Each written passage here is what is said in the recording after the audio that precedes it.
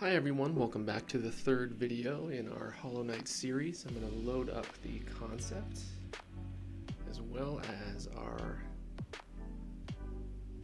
I'll just load this up real quickly.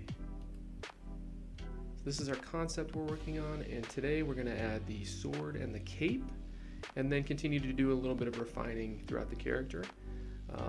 And I think that'll be the entirety of the video. So I'm going to load up Zbrush from scratch here because I think that's beneficial for us to learn some things when it starts up.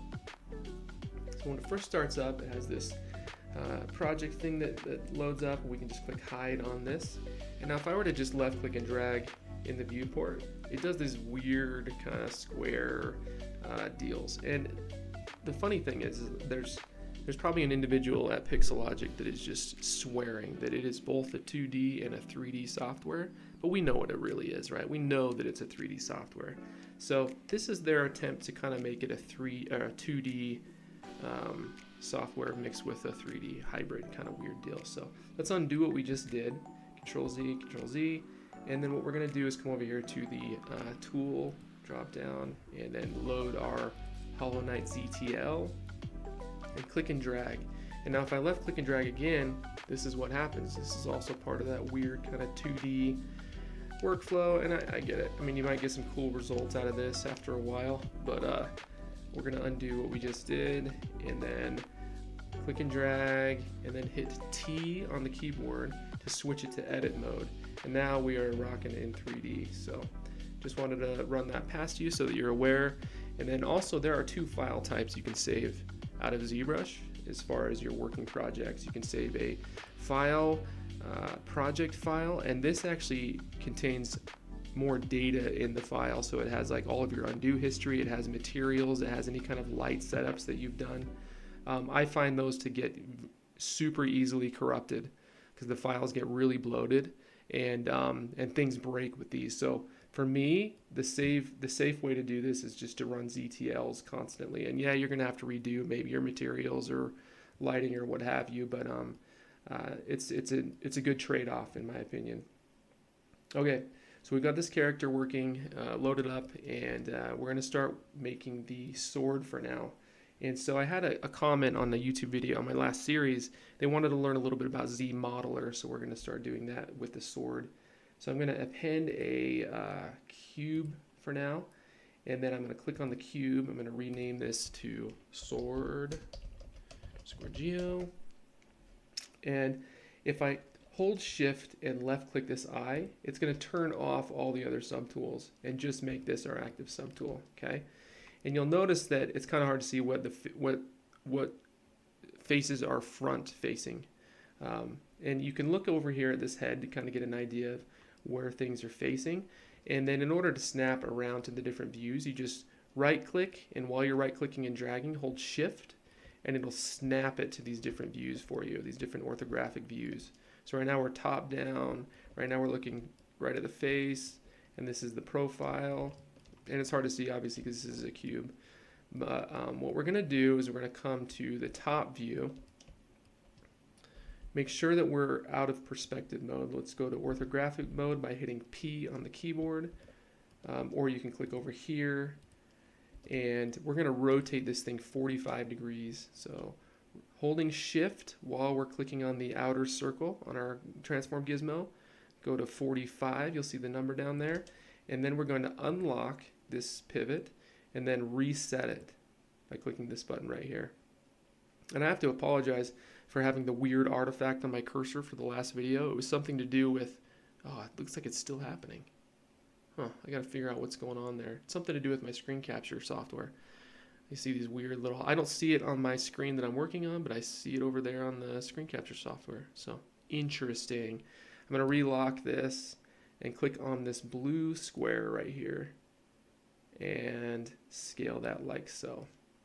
And obviously this does not look like a traditional sword by any means. We're going to scale it up in Y and then come over here to the deformation drop down, and I'm going to come over here to taper and click off the X and the Z, but click on the Y and drag this to the right, and now we're getting that sword shape.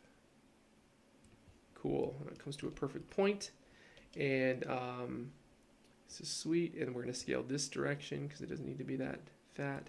And then we're going to snap. So wait, this is the, hold on, this is the front view. Front view, yeah, let's do that. So scale this direction and then snap this way. So now we're looking at the side view. And scale it out just a little bit. So it's probably still a little bit too fat for a sword.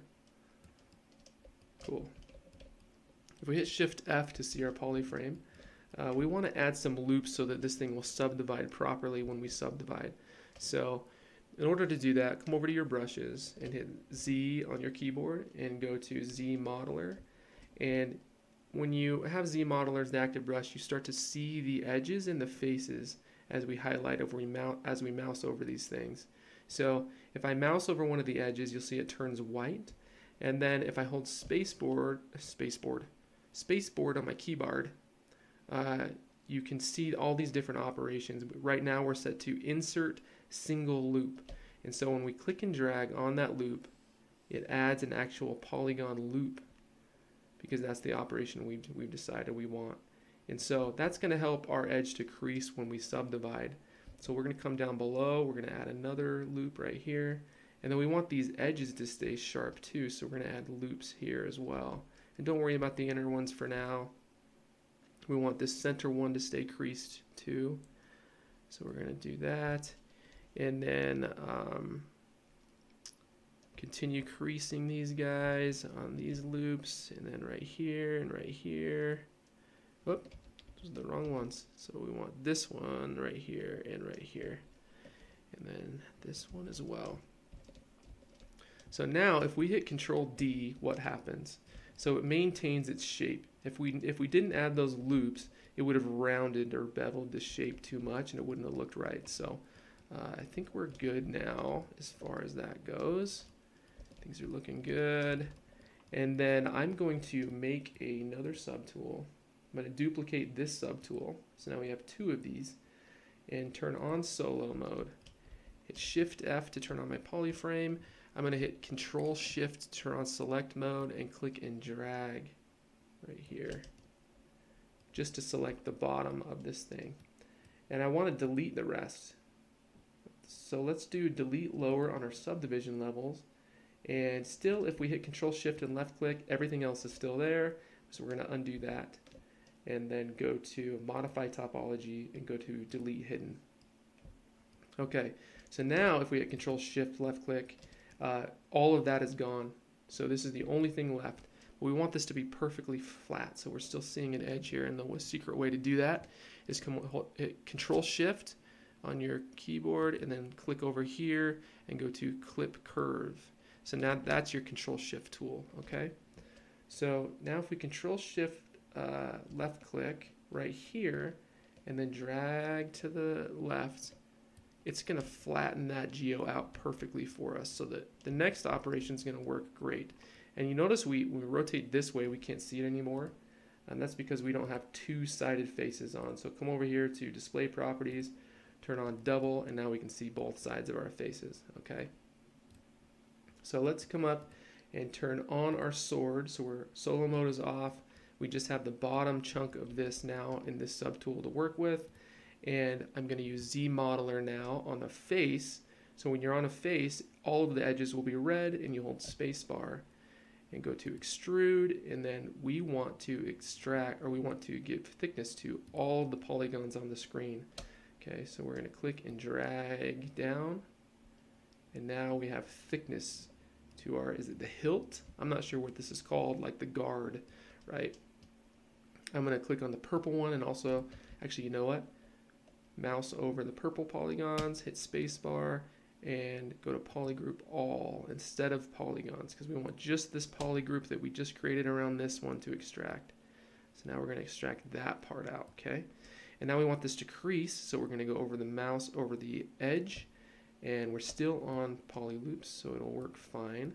So just remember that when you're using Zmodeler, you have like your operation performed right here, and this is what face or edge is going to be affected by that thing. So these are the operations, these are the faces, and the selection options. Cool. So turn off solo mode, See what it looks like. We want it to be bigger, so I'm going to turn on, where's our gizmo? Oh, it's way up here. Let's reset the gizmo and then scale that up a little bit. Okay, so now we've got the guard done. I'm pretty happy with that. Hit Control D to test it subdividing. Yeah, it looks great. Okay, let's actually subdivide that a few times and then come over to geometry and delete lower. And then I'm gonna make the hand guard now by going to append, and I'm gonna append a cylinder, and come over here on in the subtools and get that in place. Just kind of scale that down, and then like that. Cool. I like them longer. I think they look cool when they're real long. So now we have to make this thing subdivide, right? So we're going to use our Zmodeler tool again, mouse over the edge, and go to Insert a Single Edge Loop. Do the bottom. We're going to do the top too. Okay. And I want to have like a little metal piece on the bottom. So the way I'm going to do that is go to mouse over the loop, the edge, hit spacebar, and go to Poly Group. And it's set to poly loops by default. Click on that guy and you'll notice it becomes a different color. Click on this guy, and let's just do those ones for now. Now if I mouse over the face of that poly group, I'm set to extrude just that poly group, so it's going to just pop that guy out. Let's make it a little bit bigger. And then let's add our edge loops to make sure that it's going to crease properly on those edges. There's an interesting operation too you can do where you can go over the face, you just hit spacebar, and then I think it's called inset, and you can do poly group all, and it'll actually do this to that specific poly group that you're over, so like right here and right here, and that's a really powerful way of doing it too. Sometimes I get mixed results with this though. Okay. So I'm going to insert a loop right here, make this subdivide. All right, cool.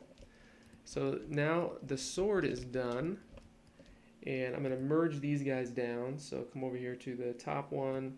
I'm going to merge this guy down, hit OK, merge this guy down, hit OK. It is undoable. Everything's undoable. Don't worry about it. Okay, so we've got the sword done. Hold Shift and left click to make all of our, you have to click a few times to make all of our subtools visible. And let's get this sword in place and scaled properly. Rotate around like this.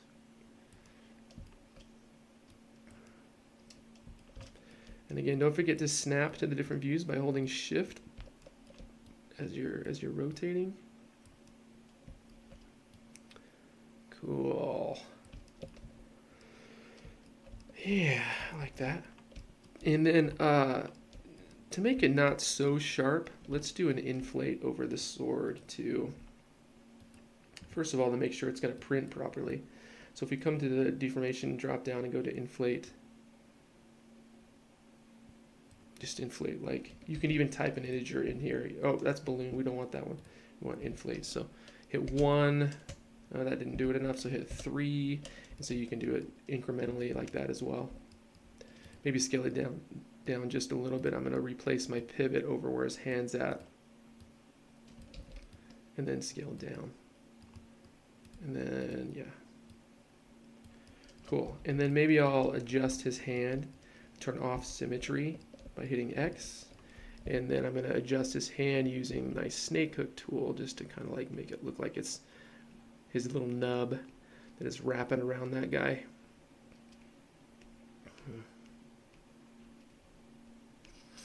It's kind of awkward, but that's the design, I guess.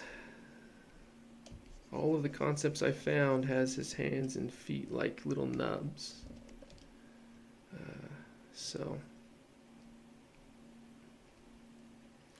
I don't want that. I want that handle to be showing. Should I have it coming out the front or the back? Let's do the back like that. Yeah. Cool. All right. Okay, cool. So we got the sword. Well, let's rotate that just a little, like that, so we can see it a little bit better.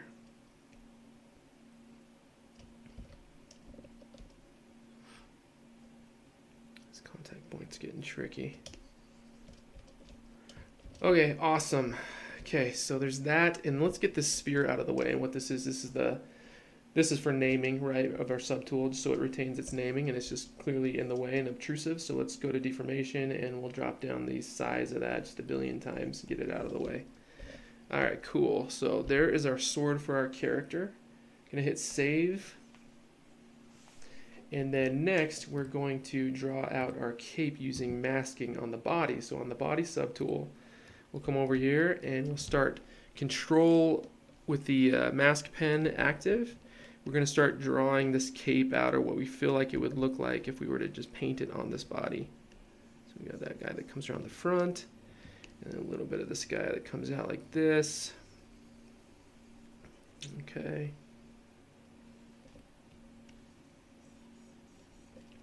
And then we're going to do a mesh extract from here. So come over to in the subtool drop down at the very bottom, there's an extract.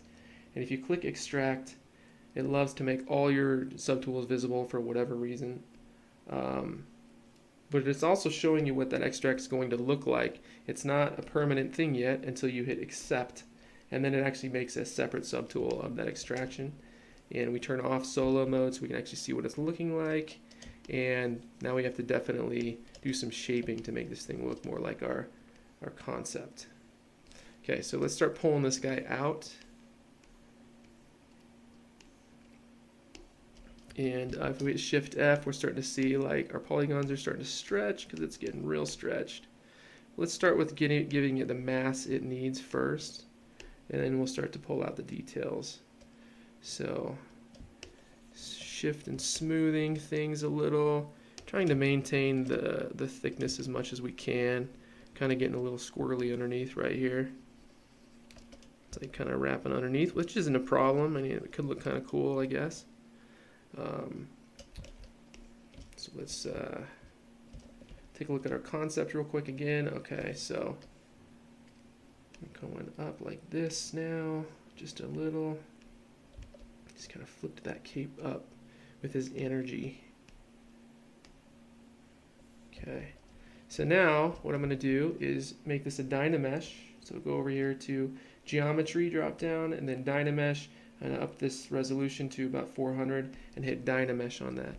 Okay, so now we have the polygons where we need. 400 was a little bit high. Let's drop it down to 200, and we'll start from there. So using the snake hook brush, I'm going to turn on Sculptris Pro, and then I'm going to start dragging out these cool little tears that he's got. All right, and some smoothing and going all the different directions.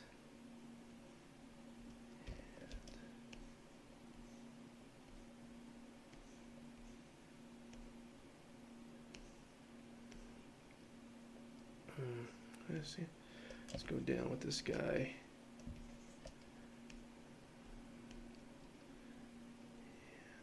And up with this guy. Have those kind of curl around. Adjusting your size of your brush when you can to try and get these little guys. You'll notice too when you're dragging out, like your brush size, the resolution of the Sculptris Pro mesh is contingent on your draw size. So if it's real big, like so, it'll make big polygons. If it's real small, like so, it'll make smaller polygons. Just something to keep in mind. Okay. Yeah, that's probably too much. Always keep in mind like the fragility of your print too, you know, like is this gonna make it too fragile, this little tiny thing? Or is your printer gonna be able to handle it?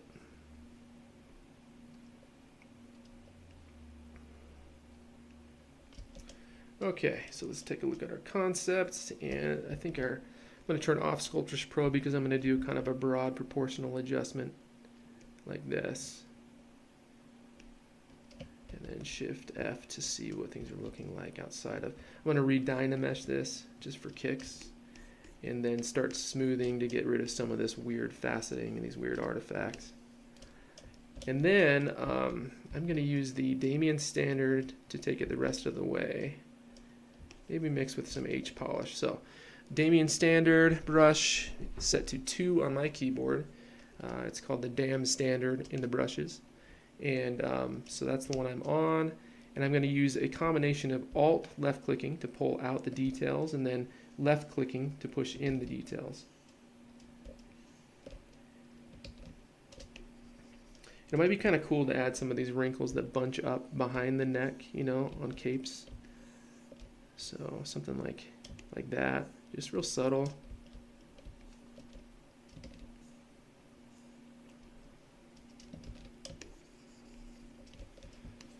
Sometimes when you get real close to interacting with another subtool, the things just don't behave, so you might have to turn off the visibility to get your brushes to work as expected.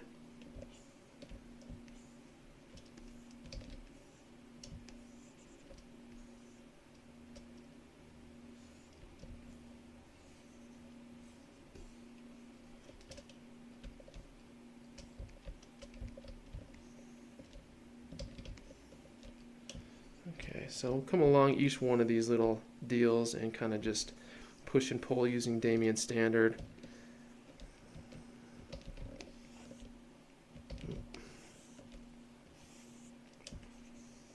And for those that are interested, I am using a Cintiq. I highly recommend using a Cintiq or at least a Wacom tablet while doing ZBrush because it just feels better. It feels a lot better. I think I get a better result with my Cintiq than I do with definitely with using like just the tablet or a mouse or something. Okay, so going back to Damien Standard. So in and out.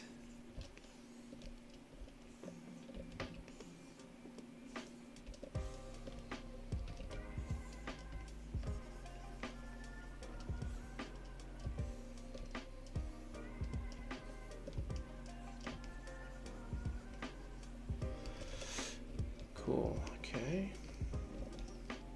Turn off solo, see how that's looking. Come down here and maybe do some of those outs down here.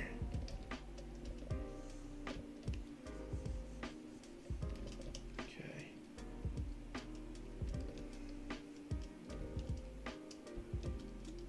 I'm gonna do a broad inflate in deformation. Just gonna inflate that out just because it's gonna help with the print, making sure that things print properly. Using snake hook to kind of push things further. And then I'm gonna save this for now.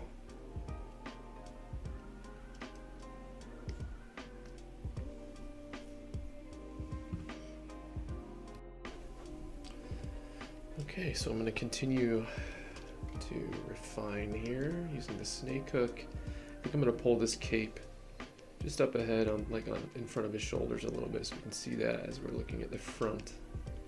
It's gonna look more appealing. On side too.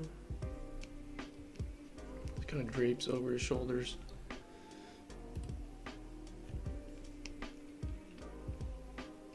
And my Clip Studio crashed, so I'm going to reopen that so we can look at my concept.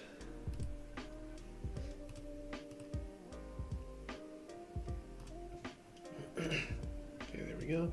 Yeah, so the cape comes over and kind of in front of his arms.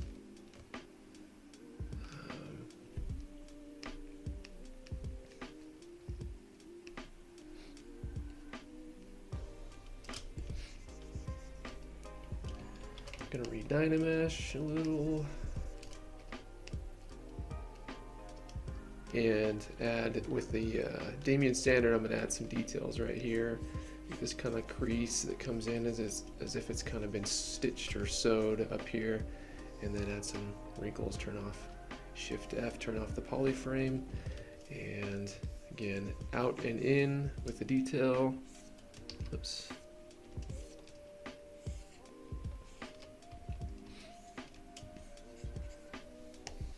And then reDynamesh. I'm gonna up my resolution on my Dynamesh just a little bit to like 3 something. Cool. Continue to go into solo mode, and with my Dynamesh just kind of push these details a little bit more all the way up to these guys. Make this guy wrap around as you think it would.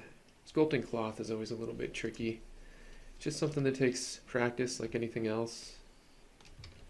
And I still haven't figured it out yet, but stylized cloth is a little more forgiving than, say, like a fully simulated cloth. And there are cloth brushes in Zbrush that can help you along. But for now, we're just going to sculpt this. We don't want a perfect loop, actually. Cloth doesn't usually, I mean, it can do that, but it looks more interesting if we kind of break it up a little.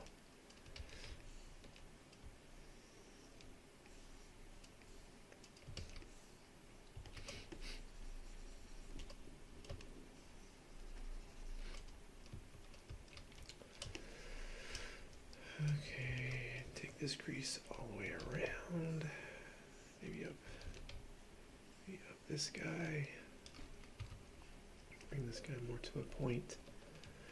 And right now our tears are very kind of inflated out and rounded, so I'm going to make those a little pointier.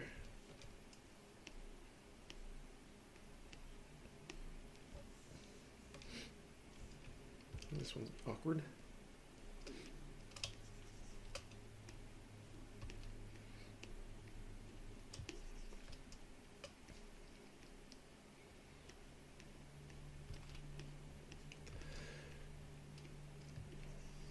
So I'm grabbing the very point of this, and then I'm coming in just below the point with the same draw size and just kind of adding that curve into it.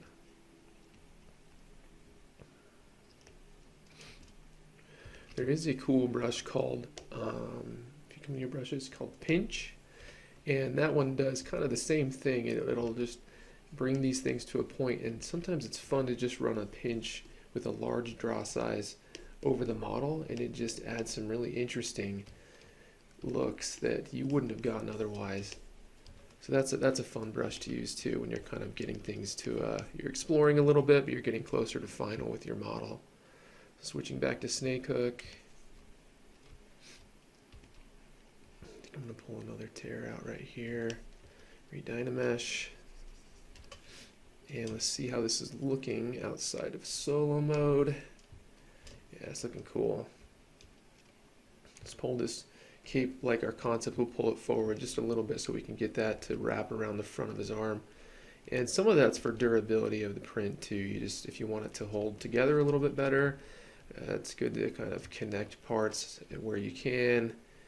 And you'll start to kind of develop an eye for this as you make your prints and as you go through the whole process of finding out what's durable and what's not. And you'll actually start to notice this in toys and figurines as you're looking at them.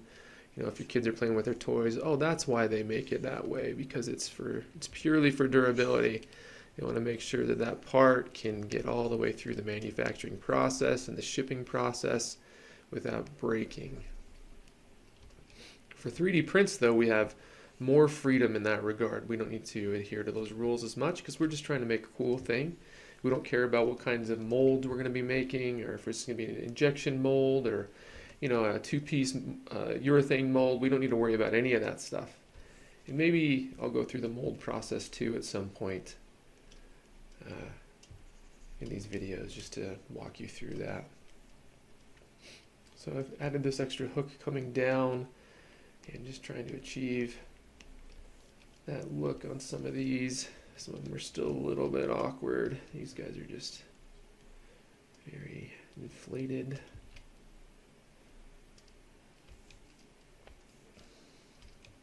I'm going to go to my inflate brush. I love the inflate brush. And just scale up my draw size and just do a broad inflate, just real subtle. over a lot of the mesh here. You gotta be careful with that. Sometimes it can kind of ruin the aesthetic. Okay, so go back to snake hook. Oops.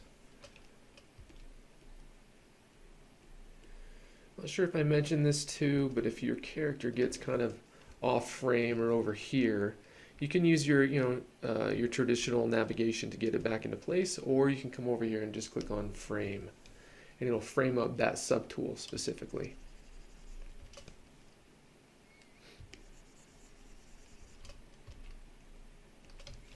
Cool. Okay, I'm pretty happy with this cape. Let's come in here and do some further detailing on the skull. Excuse me, my chair's it's developing a mind of its own. I want to try to add some kind of eyebrows and make these eyes look a little more determined, a little more angry, if you will. And add a little bit of a crease there. So I'm using the clay buildup brush to do this. It's one of my favorite brushes. It's really good for blocking out, and obviously it adds some interesting artifacts, but you just smooth those back out holding the shift button, as we've learned. Okay, and so I'm trying to maintain that front crease where that eyebrow, this front wrinkle here, but you can use the Damien standard to come back in here and kind of carve that in. And then I'm going to overall adjust the shape of these eyes a little bit with the snake hook. I'm going to scale my draw size up and just kind of make those look like he's ready to kung fu something. He's ready to Nick Cage, he's ready to go full crazy, just take something out. Awesome. And this is supposed to be, I believe, a skull of some kind, so we're going to add these little cool cracks in the skull. And we can do that a few ways. We could go in here with the Damien standard, and that would work just fine. Oops. Sometimes the Damien standard does that. It'll just shoot a ray out. That's the only thing that I hate about it. So we can use this brush. And when it shoots that ray out, it's only a real problem if you're sculpting symmetrically and the other part's off screen. You didn't realize that it did it. Oh, that's trouble. It's happened to me a bunch of times. I don't know if I want to use the Damien standard though. I think I want to come over here to my Lightbox tools and go over here to brushes. And then I'm going to try, let's see, if you go into the slash folder, double click into that, there's this /1. And it does some interesting things. It might be a little too intense. So I'm going to drop that down to like 25 and then try sculpting on the mesh. And to see, that gives like much more, something like akin to those fractures or those cracks that are in the skull. So you might have to smooth back a little bit or scale up. But yeah, this does some interesting things. Kind of like what that's doing. Maybe start another one out here. It's starting to look like he's got some kind of bangs. I don't really want that. And I'm going to up my resolution on this mesh to like 400 and then re-dynamesh. So it's going to give us just more resolution. I had polish on, as you can see, so it kind of cleaned up some of the weirdness that was going on. Sometimes that's good and sometimes that's bad. So sometimes you don't want polish on. And in fact, I'm going to turn it off for right now because I have it at a high enough resolution that I think we can do some interesting things, and I don't want to adjust that. So if you re-dynamesh after doing that, it kind of fills things in a little bit, which I'm okay with. But just remember that when you print this at scale, it's going to be a small scale. So some of these details won't come through depending on the scale that you print it at. If you print it at really large, they'll show up for sure. But if you if you print it really small, you have to almost push these details past the point of it looking good per se, to get it to show up in the print. Okay, I'm pretty happy with these. Let's see what it looks like in that concept though. So I have some that are coming down quite a ways. Maybe we'll push this just a little bit more. And then over here.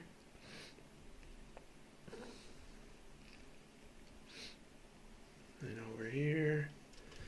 And I'm smoothing a little bit on occasion. That's looking pretty cool. I want to make some little contact points right here using the clay buildup. So I'm going to come up like this and just kind of sculpt around these horns. And unfortunately, we're out of symmetrical mode right now, so we have to do both sides separately. And kind of go both ways with it. And just remember, we're going to do a smooth. Okay. Smoothing now, and that kind of makes it look like that bone is supposed to be inset in there. I'm going to hold Alt and go in a little bit too.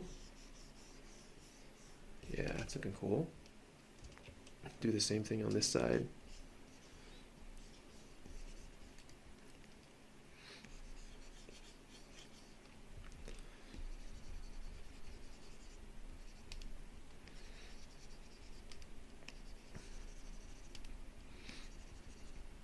And smooth.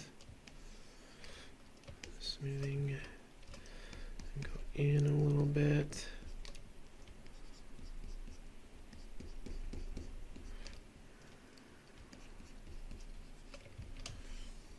Awesome. Okay, very cool. Yeah, it's looking better. It's looking more intense. And I'm gonna pop out just a few more of these little guys. And I'm going to save real quick. I'll do a save. And then I've Alt left clicked on these horns, and I'm going to start detailing some of these horns as well with the Damien standard, but I'm going to up the resolution to like maybe 3 something. So we're starting to see those polygons. So I'm going to use that guy and just push those in and smooth it back.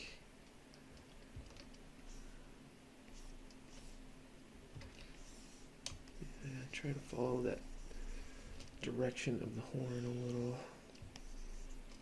Maybe come down here and throw some in here too.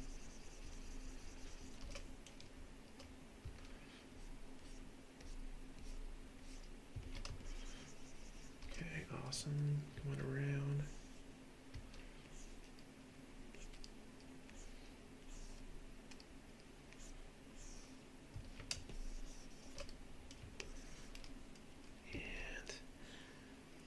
Want to achieve kind of the look of the marrow right here on this inside. And so I'm just going to take the same Damien standard and just kind of scribble and make it look like it's kind of a busted off bone. I'm going to up the resolution just a little more to 5 something, re-dye a mesh, give us a little more polygons to work with, and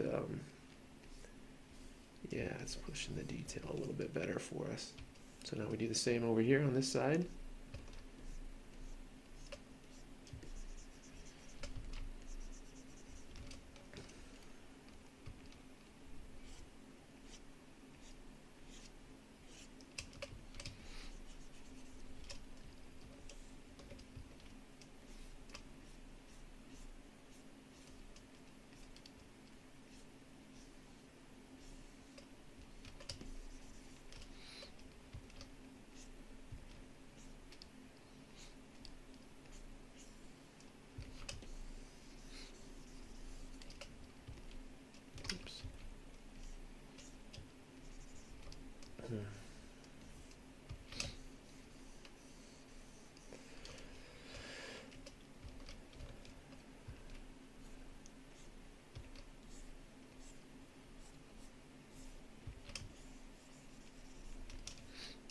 Sweet.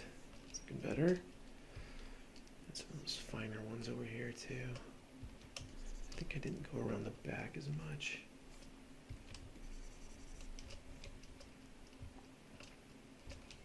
So I was thinking about playing some music on these videos. Maybe I'll add some to these when I upload.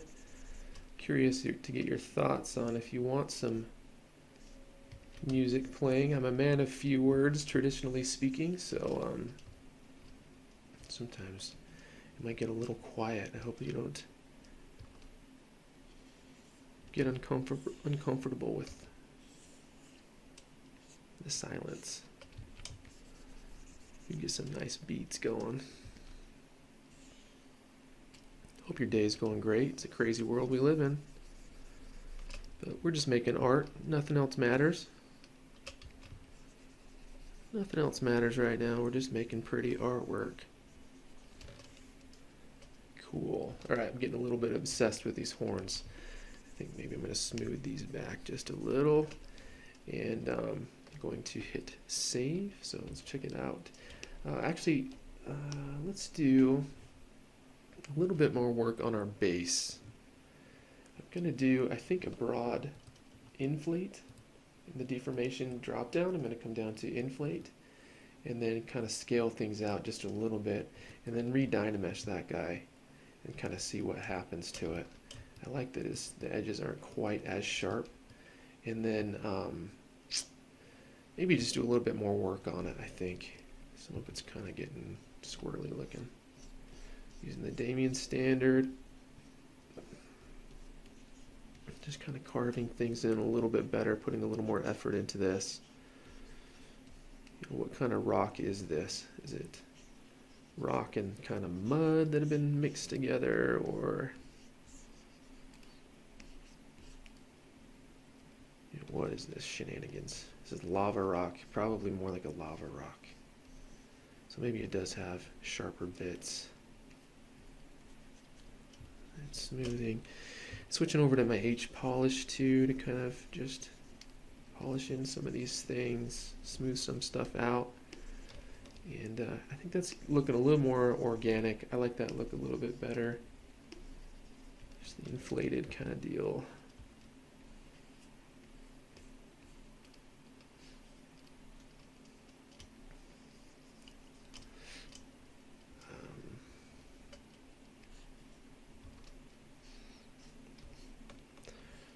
Cool.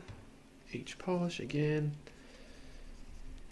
And then I'm going to crank the intensity of that H polish so I can give us some more intense kind of a feel.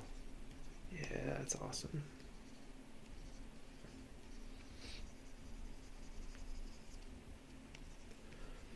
Okay. This leg has been driving me nuts. I'm alt left clicking on the leg and the proportions just look a little squirrely still. So I'm going to try and smooth these out. I'm going to ensure that my smooth stronger is my brush. Where am I looking? Right here. Goodness. And then smooth stronger. Skip restart. And that's going to be my new default smooth brush. So I like that one better. Yeah, just doing a broad smooth. And then I'm going to come back and do an inflate on this whole character. And so one thing that it'll do, if you have it to this full size, all the way, your brush size drawn all the way to the right, it'll just do that operation to the entire model, which I'm not sure is the intention of Z. I think it might be a little bit of a bug, but sometimes it works to our advantage. He's getting a little bit too inflated, especially towards the hands. And I think we might still be in a clean topology on this guy. So we could use symmetry, but I'm just going to go around for now and do what needs to be done. Awesome.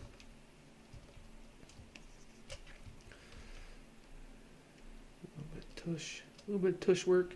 You know, you notice one thing that we did wrong was when we did the mask to do the extraction for the cape, we forgot to unmask. And so that's kind of a problem, but we can just unmask it and then do a broad smooth, and that should clean up some of that. It still looks a little bit awkward, but we can just come back to inflate and then inflate that back out a little. So we've got that figured out.